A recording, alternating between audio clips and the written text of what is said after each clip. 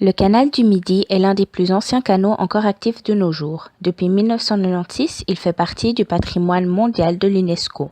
Ce canal de 240 km de long et large de 10 à 20 mètres avec une profondeur théorique de 1,60 m relie Toulouse à la Méditerranée et à l'océan Atlantique. Pierre-Paul Riquet est à l'origine de cette construction. Pierre-Paul Riquet, né en 1909, est un fermier général et entrepreneur français. C'est un homme riche qui réussit sa vie privée, professionnelle et sociale. Plusieurs personnes avaient essayé de proposer des plans de construction pour le canal du Midi. Mais le système d'acheminement d'eau imaginé par les ingénieurs était trop compliqué, voire impossible à mettre en pratique. Pierre-Paul Riquet a surmonté ce défi en stockant l'eau du Massif central dans le bassin de Saint-Ferréol. Ce n'est qu'après avoir garanti l'acheminement de l'eau qu'il obtient officiellement l'autorisation pour la plus grande construction du XVIIe siècle. Plus de 10 000 hommes, femmes et enfants ont œuvré pour mener ce projet à terme.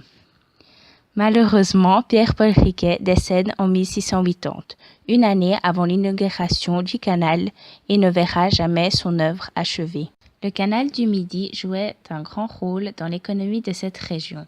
Le but primaire était de relier la mer Méditerranée à l'océan Atlantique, afin de dévier le flux commercial vers la France en exemptant le détroit de Gibraltar contrôlé par les Espagnols.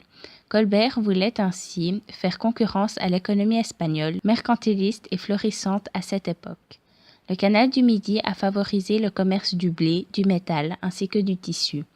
De nos jours, le canal du Midi n'est plus exploité pour le transport de marchandises. Néanmoins, il attire de nombreux touristes.